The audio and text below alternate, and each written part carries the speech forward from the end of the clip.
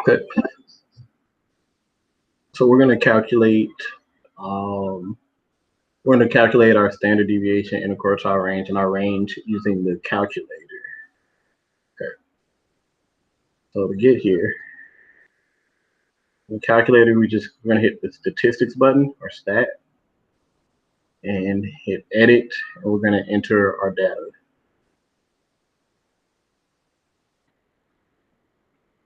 And you don't have to enter it in order. The calculator will order it for you.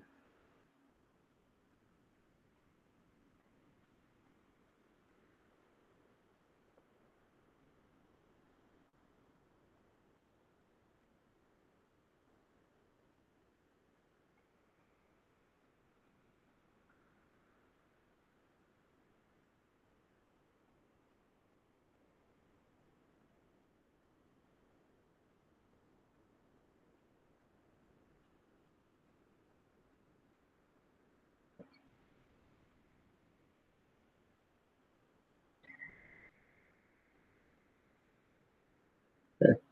So calculator will give us all of these numbers here. And so after this right here, this SX in the calculator is going to be our standard deviation. So it's going to be 15.18.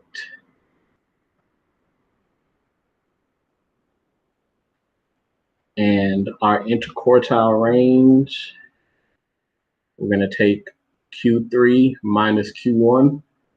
So it would be 81 minus 59. And that's going to equal 22.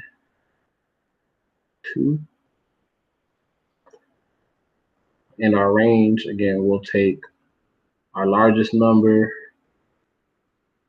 subtract our smallest number, so 91 minus 47.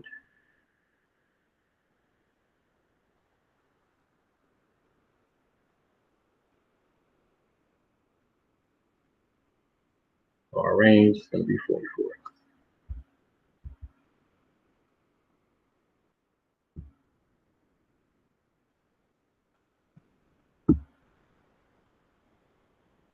Make sense how we got here? Yes. Okay. All right. Now we're going to compare sets of data. So we got two volleyball teams with team A and team B and the height of the people on the team. And for this one, you don't actually have to calculate anything. You're kind of just using, or you're drawing conclusions based off of the data that they give. That one I'm not going. That one is we're gonna just move past that now. And number 4, athletics coach is training 3 runners to compete in the 10K. He can only enter 2 of the runners and needs to decide which one will not be entered. Okay, so so for number 4 is the same thing. You're gonna calculate mean, median, mode, and standard deviation, and see which runner has which one would be which 2 would be the best to enter. All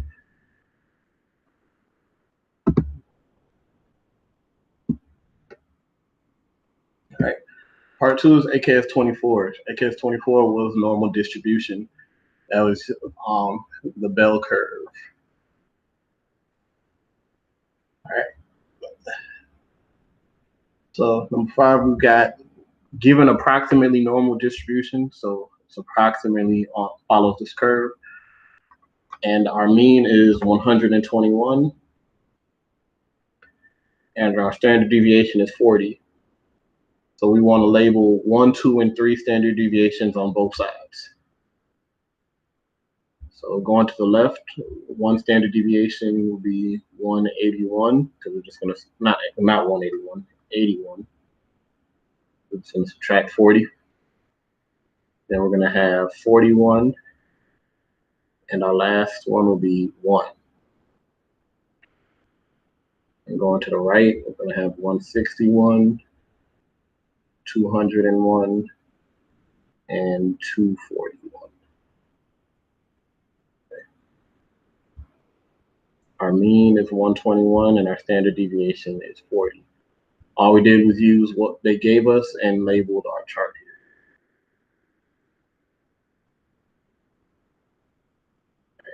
Then if you remember from 2 weeks ago when we did this, 68% of the data is within one standard deviation of the mean. So we've got,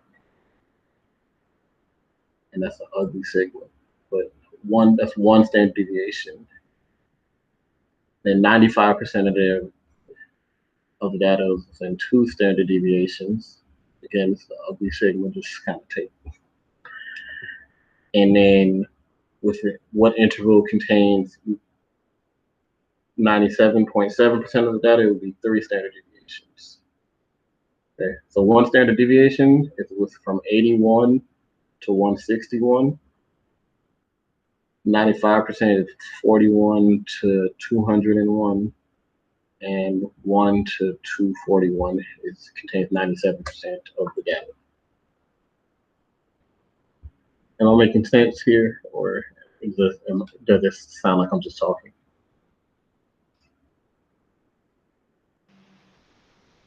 I understand. Okay. I just want to make sure I'm helpful. No, doesn't make sense for you to sit here if it's not helping. Okay. Now, letter E, we want to know what percent of the values are above 201. Okay. So, see the best way to explain going about this. So 95% of the data is between 41 and 201. Hold on, let me pull up this one. No, it's not.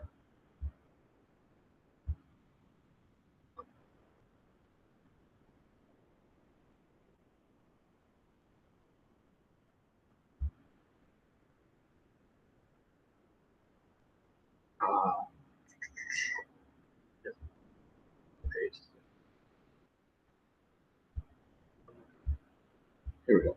Okay, so we want to know what percent of the values are above 201.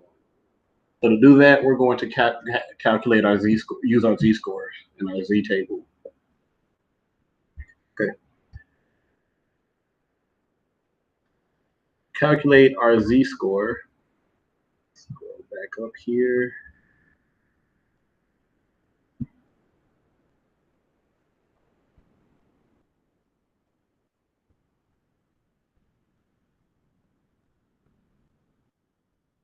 And take our point, subtract our mean, and divide by the standard deviation.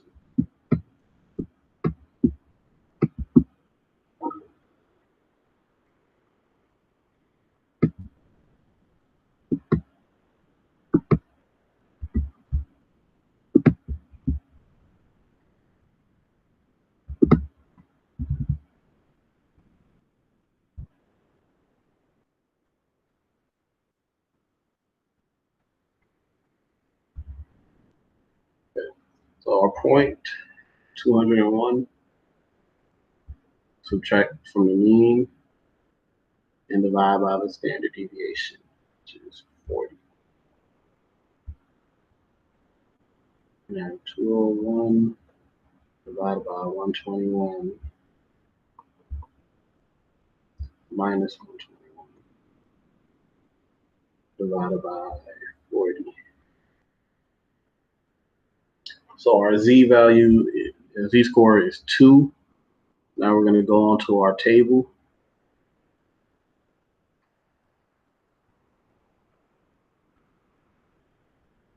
So 2.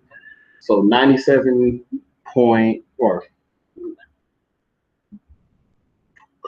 Yeah, 97% is going to be to the left of our graph. So that's going to leave 3% on our right. That means 3% will be greater than 201. So we just find our z-score, use our table, that'll tell us how much is to the left. And then once we know how much is to the left, we use that to find out how much is greater than. And you're going to do the same thing to find out how many the percent of values that are below 81.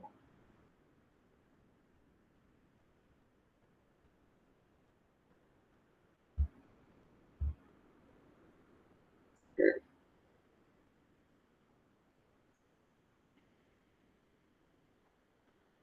Now, number 6 is going to be very similar. Give you the height of male students normally distributed with a mean of 170 and a standard deviation of 8 centimeters. Okay, and we want to find out how the percentage of students whose height is between 162 and 170. So we're going to take our z-score, and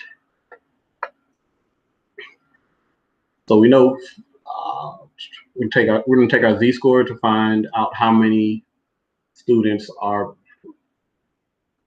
greater than 162. We're going to have 162 minus 170 divided by 8. That's negative 8 divided by 8. It's negative 1. And we will use that. So negative, find our z table. So we have that 15% are less than what was it?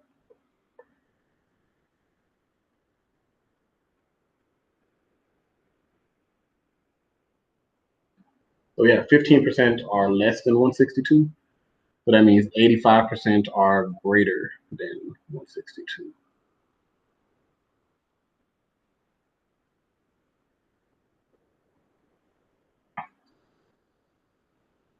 Okay.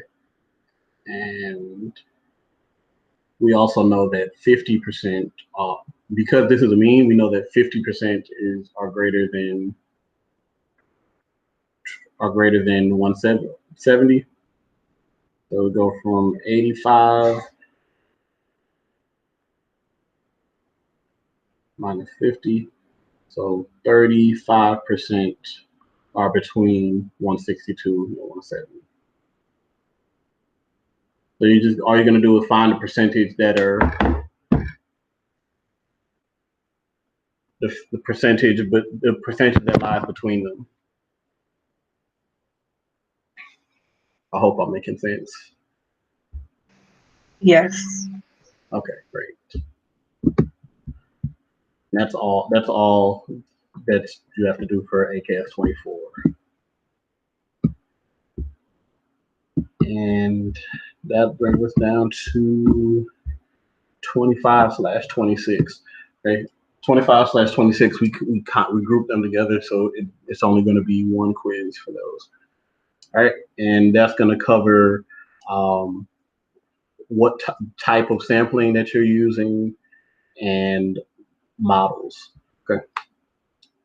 So for number 7, what's the best sampling technique to use for determining the average speed of cars on a section of a highway? Okay. So the best sampling technique to determine average speed of cars on a section of highway will either be simple random, either randomly use the speedometer on the cars that come through your highway, or a systematic sample. So either A or C. A convenient sample won't work because it if you only take the speed of the cars in the slow lane, you're not gonna get the cars in the fast lane. In the oh, I think that makes sense, right? I'm not sure if you guys, if you don't drive, that might not make sense. So if you only take the cars in the lane that's closest to you, the cars in the other lane may be going faster, and you might not get an accurate reading. So you would either have to use a random sample or come up with a system to give you the correct sample.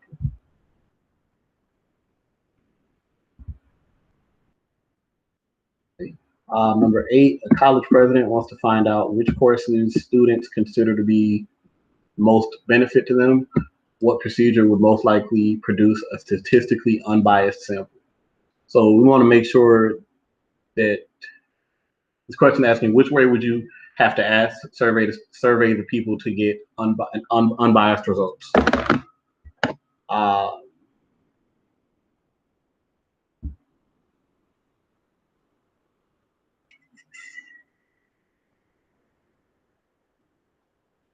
So the most unbiased results would probably be to survey a random sample of students taken from a list of all the students. If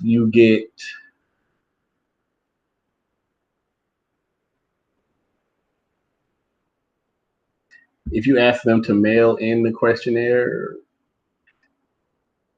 these are all wouldn't.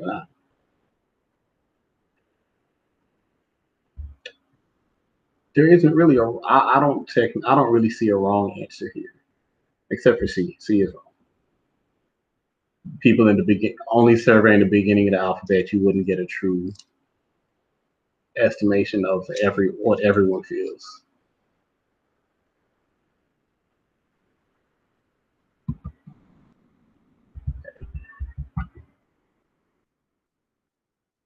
But number 9, a pollster wants to find out if citizens are satisfied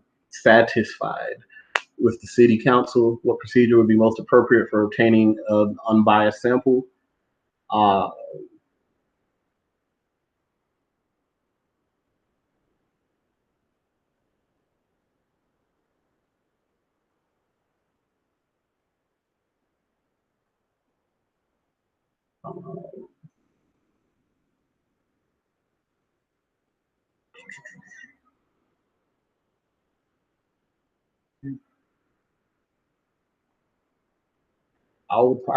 I would say D, to mail the questionnaire to people who've been chosen from the municipal utility company, because you're more likely to get people that live in the area that's represented by the council.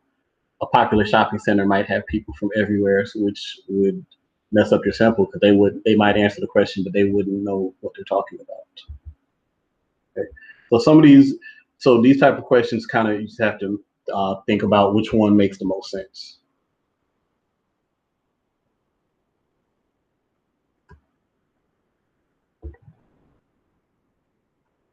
Okay.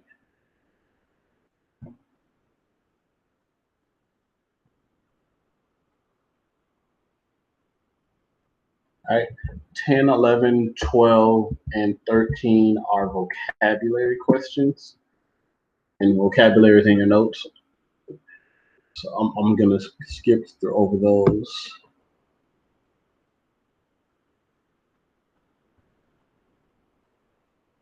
Okay. Number 14 is just asking you to identify the population. Remember, the population is the entire group of people that could be surveyed.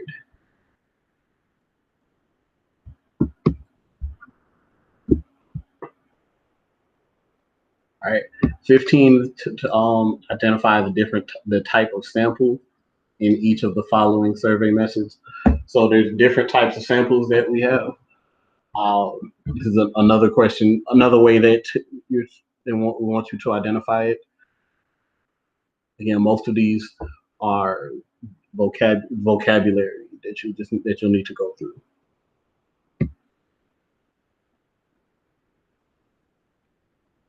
Okay. 16 is theoretical probability. So in theory, so if I flip a coin, in theory, if I flip a coin 2 times, in theory, it should land on heads once and tails once because we have an equal amount chance of landing on heads or tails. Okay, so so this question is asking what's the number of favorable outcomes you would expect for the spinner to land on orange after spinning 48 times. So there's 4 colors, and the colors are equal parts of the circle. So we should land on orange 1 out of every 4 times. So the probability of landing on orange 48 times should be 12 out of 48.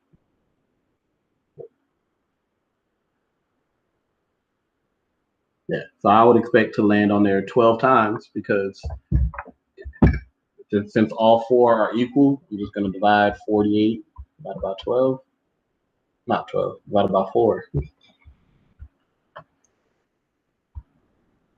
So I should land on orange 12 times, red 12 times, green 12 times, and blue 12 times.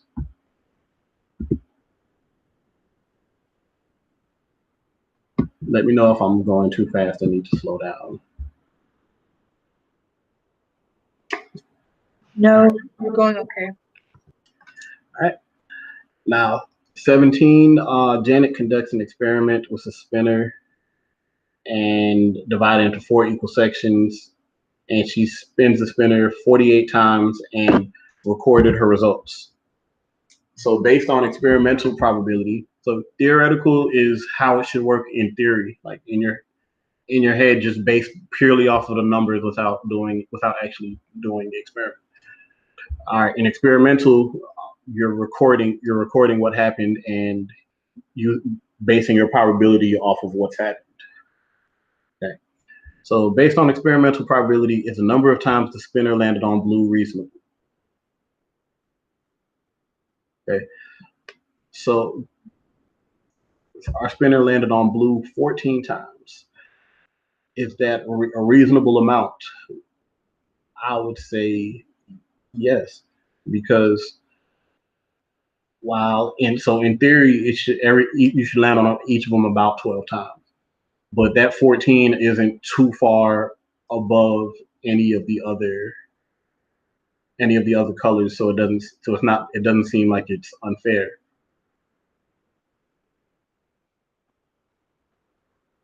I think I explained that right.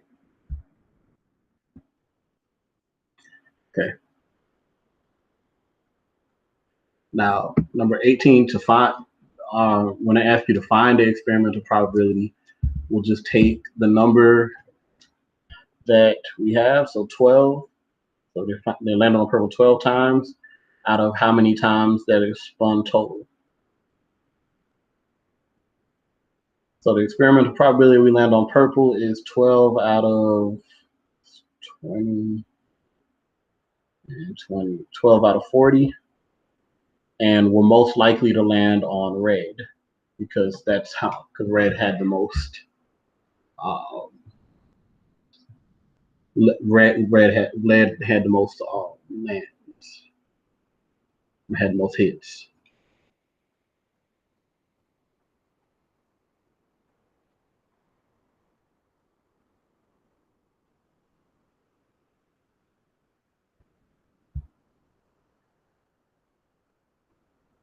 Okay.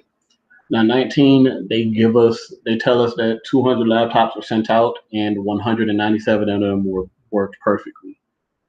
So out of those 200, only three of them didn't work. So if they sent out 800, we want to predict how many laptops are likely to have defects. So we sent out 200, 3 had defects. We sent out 4 times more laptops. We should have 4 times more defects. So we should end up with 12 defects.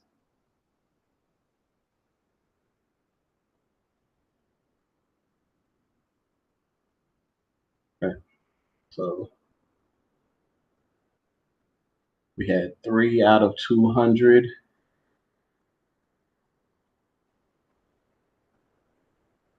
Okay.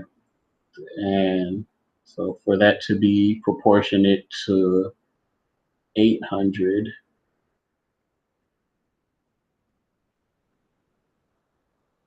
multiply that 2 times 4, so we're gonna multiply this also times 4. So that's how I got my 12.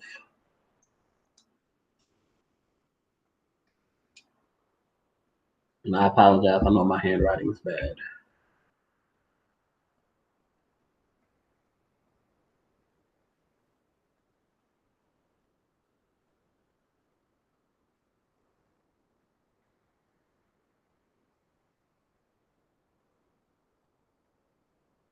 Okay. Now number 20 is very similar. They surveyed 100 residents because rather than surveying all 400 residents, it would, to save time, they surveyed 100. It felt like that was a good enough sample to represent everyone.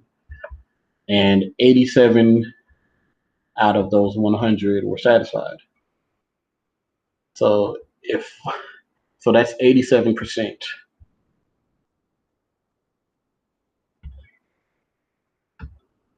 So 87% of the residents are satisfied. So if we're going to believe that that is a good representation of the entire community, we want to know how many people total in the community approximately are satisfied.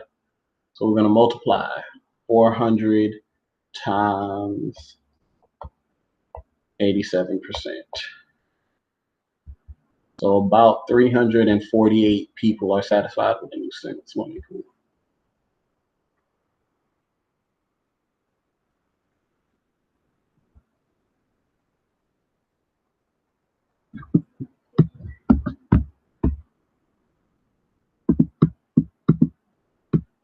Okay. And that wraps up 25 and 20, 25/26. The last AKS, part 4, we got AKS 27.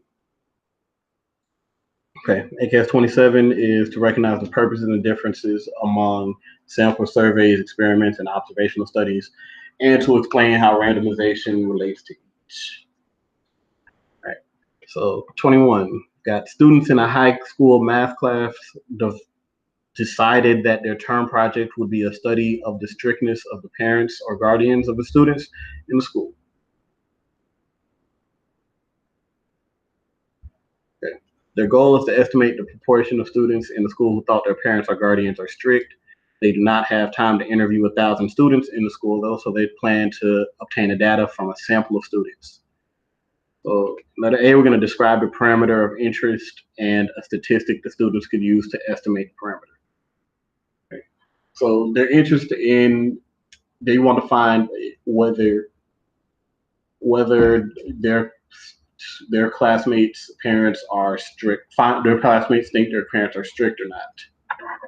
So the parameter of interest is strictness. Again, I know my handwriting is really bad.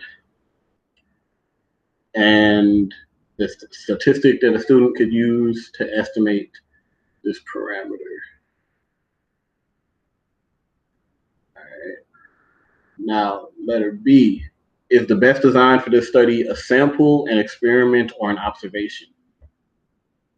Well, you can't really observe people in their house. There's too many. You can't observe 1,000 people in their house. It's too many. And you also can't take even observing more than one person is too many because there's only one of you. So we can't use an observation study. Right? There's nothing to experiment here. There's no control group or anything. So we're going to use a sample study because we can't observe people in their house. That's stalking. It's not okay. And an experiment, there's nothing. We don't have any control group variable or anything that we're going to change. We're just asking questions here. Okay. Students quickly realize there's no definition of strict, that they could not simply ask a student, are your parents or guardian strict? So what questions could you provide to objective data related to strictness?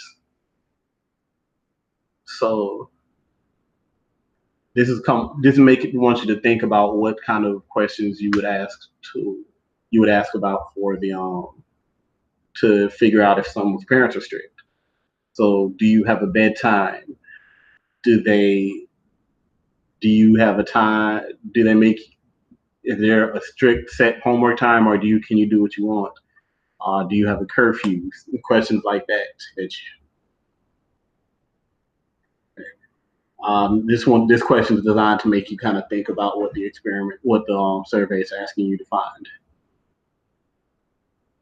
And then letter D, describe an appropriate method of obtaining a sample of 100 students. So if you were to needed a sample of 100 students, you have to get creative. You can't just sit in your classroom and expect 100 people to come to you. So what kind of ways could you go about that? Well, you can go to the commons and ask people during lunch. You can create a survey on Instagram, the polls on Instagram or Twitter or social media has a lot of different polling options. You can send out a text message to all of your friends. You can create a survey online and send out the link to people. So there's a lot of different ways you can go about this. Again, this is also meant to make you think about how you would go about doing a survey. Now, on your test, you're not going to be going out and doing this, but this is designed to make you think about put you in the right thought process to answer these questions. Okay. Now, last part here. So, got some common methods of data collection used in statistics. And we're going to use the description to determine if each study described is a survey, an observation, or an experiment. Okay. Remember, a survey, you're learning about the group by asking questions, having the group answer questions. An observation, you're just watching over the group without any interference to see how it acts. And an experiment, you're going to deliberately change some part of the observation so that to see how that change will affect the group.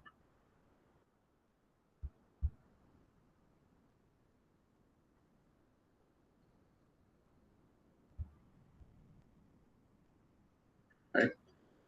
So also another way to think of it is in an experiment, think like a science experiment.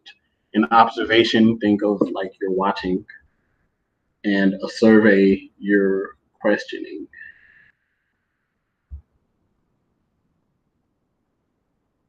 Okay. So I'll do a couple of these. Letter A, we got a pharmaceutical company wants to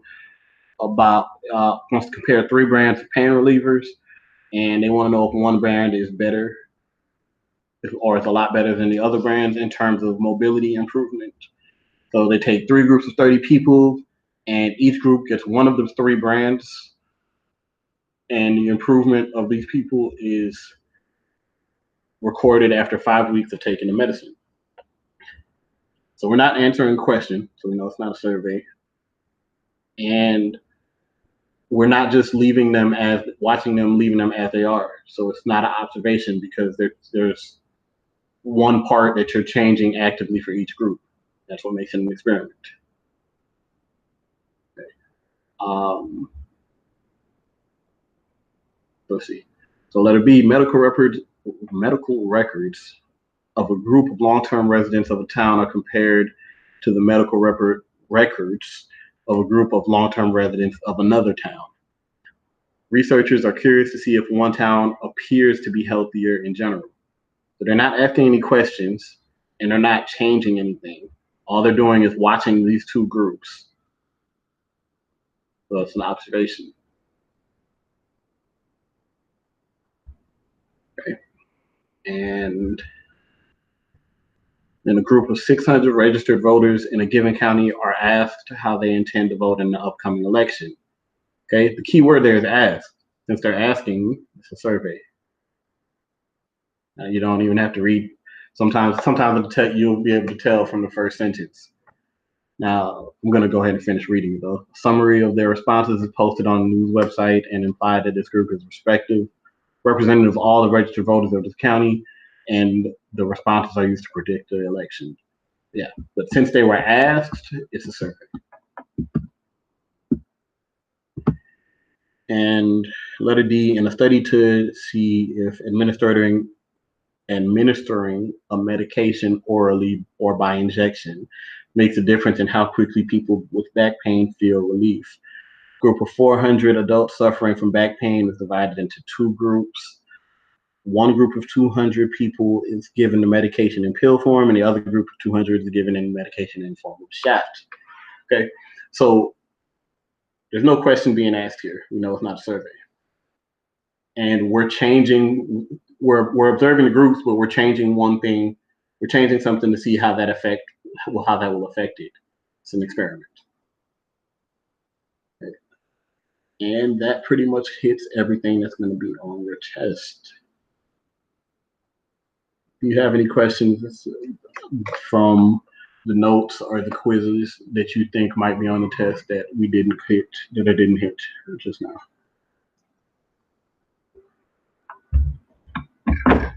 No, I think we covered everything. Okay, great. And are you good with everything? I want to say